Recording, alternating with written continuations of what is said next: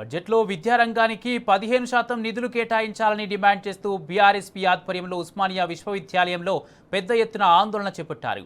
BRSP రాష్ట్ర కార్యదర్శి నాగారం ప్రశాంత్ ఆధ్వర్యంలో జరిగిన ఈ కార్యక్రమంలో ఖాళీ కాలేజ్ బ్యాగులతో రేవంత్ సర్కార్ తీరుపై నిరసన వ్యక్తం చేశారు.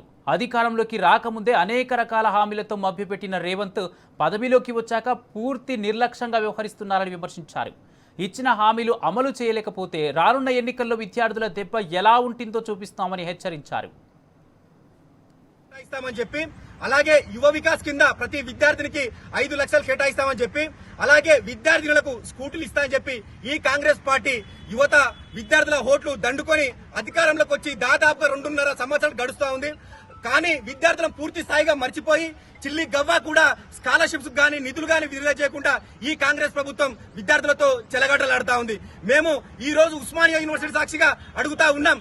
ఈ రోజు ప్రవేశపెట్టే బడ్జెట్ లో ఖచ్చితంగా విద్యారంగానికి 15% కేటాయించాలని మేము బీఆర్ఎస్ తరఫున ఇక్కడున్న ఉస్మానియా యూనివర్సిటీ తరఫున మేము డిమాండ్ చేస్తా ఉన్నాం. రేవంత్ రెడ్డి పదే పదే విద్యార్థులను పూర్తి స్థాయిలో విమర్శించుకుంటూ మాట్లాడుతూ ఉండు. అదే విధంగా పూర్తి స్థాయిలో విద్యార్థులను గాలికి వదిలేసిండు. మేము ఉస్మానియా యూనివర్సిటీ తరపు నుంచి రేవంత్ రెడ్డి గారికి ఒకటే హెచ్చరిస్తా ఉన్నాం.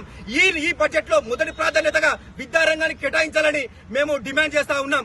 లేని పక్షంలో అన్ని విద్యార్థి సంఘాలను కలుపుకొని ఈ రానున్న 29లో కూడా రేవంత్ రెడ్డి అసెంబ్లీ సాక్షిగా కానీ ఎక్కడ కలిసినా నేను 10 సంవత్సరాలు ఉంటా, 29లో కూడా మాదే అధికారం అని తెలియజేస్తా ఉండు. మేము ఉస్మానియా యూనివర్సిటీ సాక్షిగా తెలియజేస్తా ఉన్నాం.